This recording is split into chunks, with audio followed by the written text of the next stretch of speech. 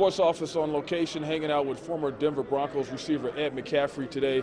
Ed in town doing some good work for the Housing Coalition. And first of all, just talk about that. You made time for this to come out, and I understand you do some of this type of work still in Denver. Yeah, this is a benefit for the Supportive Housing Coalition in New Mexico, and I worked with a group called the Colorado Coalition for the Homeless in Denver. I saw what great work they did trying to stomp out homelessness, and I was honored that they asked me to be here and didn't hesitate to come down and hopefully raise a little money for a good cause. Okay, well, you know, your playing days are done, 13 years in the league, but, you know, everybody will always remember you as being a Denver Bronco.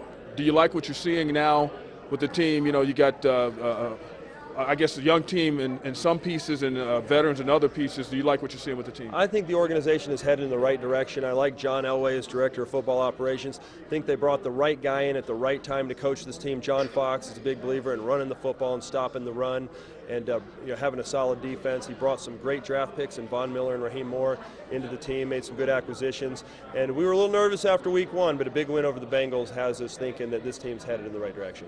What would be your advice to Kyle Orton? You know, he's there working hard. You know how much it takes to be in the league and to play in a game, and he's hearing Tim Tebow, put in Tebow. And yeah, it's a rough game, man. As long as he has the respect of his coaches and teammates, he can go out and just get the job done. He's been in this league a long time now. He's had some success. He knows what he's capable of doing.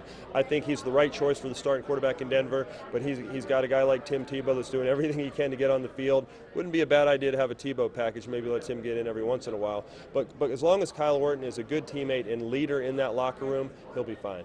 Have you ever seen anything like that? I mean, Tebow has his own following. I mean, and I think it goes back to what you're talking about, like living your values and stuff like that. And I think because he does stuff like that, I think he's found favor. Do you agree with that? Well, you know, I like everything that Tim Tebow stands for. The guy is a hard worker. He says all the right things. He does all the right things. He's a natural born leader. He probably has been his whole life. Like everything about him. You know, it's a tough decision for a coach because they can love a guy to death, but they have to put the guy in that they think is going to help them win that football game. And right now they believe that guy is Kyle Orton. But I'm a Tebow fan. I root for him. I hope he can fix all the things they say he needs to work on as far as his throwing motion and picking up his reads. And I hope he has a lot of success in the NFL. Must be tough for him going through this right now, but I think he's got to be patient and keep working. And you being a receiver and talking about some of the things that you were able to do, work on your speed, wear the smaller pads and all those different types of things, that journey, what has that journey taught you, period, about life? You know, you got your 4 kids you're raising right now, and you had to go through that. I know it's a game, but you still learned a lot through that. Yeah, it took me like 7 or 8 years to really establish myself as a starter in the NFL, and there's a lot of guys like that. Sometimes you have to have patience and be persistent. If this is truly what you want to do with your life, don't give up on your dream. Keep working at it, do everything you can to get better every day, and hopefully one day you'll get your opportunity and you'll get your chance and you'll show people what you can do. Could you feel the league changing as far as the players getting bigger and faster and stronger as you were getting older? You know, the league goes in cycles. So when I was coming in the league, believe it or not, they were going towards the smaller, quicker, faster receiver. And then all of a sudden, as I played, I saw them, receivers like myself became in favor, bigger, stronger receivers that were good in the running game. And now you got like a hybrid. So it changes all the time. The linemen seem like they're getting a little bit bigger. But I'm not retired that long now. They were still pretty big when I played. I'm already putting dust on your career, man. Yeah, man. It's not that long ago, was it?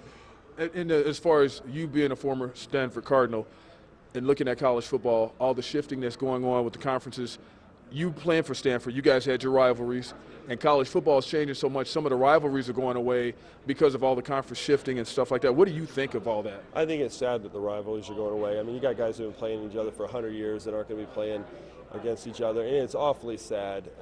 It's a big business, it's a big money business, it's a television contract business, and I get that, and that's the way that the NCAA football is going, but it is awfully sad when teams that have been playing each other for a long, long time, and grandparents and parents have grown up rooting at those games.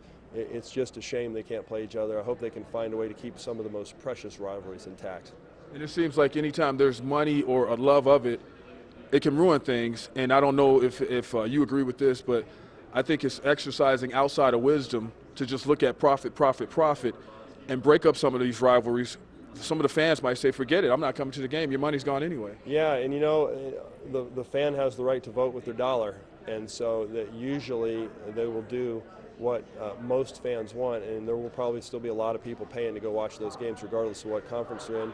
because they love those schools, so they want to see good football. You know, the Ivy League doesn't make a lot of money, but they do it right. They keep the Ivy League together. They don't play in bowl games. It's about the education. But let's face it, college sports for most schools is not just about the education. It's a big, big business, and it's making billions of dollars for a lot of people, and so you're going to see these types of changes.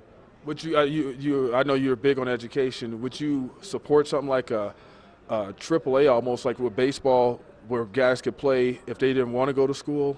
Or do you think that that's a bad idea if it was something outside of the NCAA where teams are playing football, because football drives the bus? Well, they're trying to do that. They have the UFL and leagues like that where guys can play that don't go to school. But I would encourage every kid to go to school. Too many kids leave school after a year or two or finish their football career in college without getting a degree. I think it's wrong, man. I don't care if you make it to the NFL, the average career is 3 years. You got the rest of your life to live.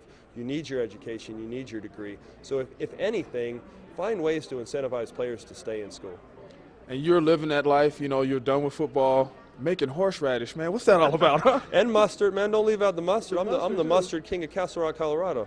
Don't forget that. But, you know, that's something we did back in '97, '98. Had a lot of fun with it. And thank goodness there's a lot of great Broncos fans. And it's a pretty good product. It's still selling today. How did that come about? I mean, did you just wake up one day and say, I think I want to make mustard and horseradish? Well, I had a cereal. It was called, you know, Ed's End Zone O's, and it was kind of like a Cheerio. It wasn't quite as good as Cheerios, so it didn't last. But while we were doing it, they're like, let's try taste testing some mustards, come up with something good. We came up with a couple of real good flavors.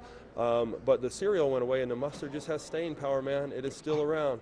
It is still around. I'm very grateful for that. So I know what mustard and horseradish is in your house, right? Oh, we got 5 or 6 bottles at all times in the fridge. It lasts a pretty long time, but we go through it pretty quick, too. All right, Ed McCaffrey, thank you for what you do for the community. Thank you for your career as a Denver Bronco. I got to tell you, though, Chicago Bears fan, that's why I was born in Chicago, man. All the way here in Albuquerque? Yeah, Chicago's Bears fan? We ended up moving to New Mexico from Chicago, so. Yeah. Well, are they on the Broncos schedule this year? I think they are, aren't they? Oh, you like the. All right, we'll watch it. We'll watch it at your house. All right. Thank you so much. Thank you. And then we'll see you guys next time.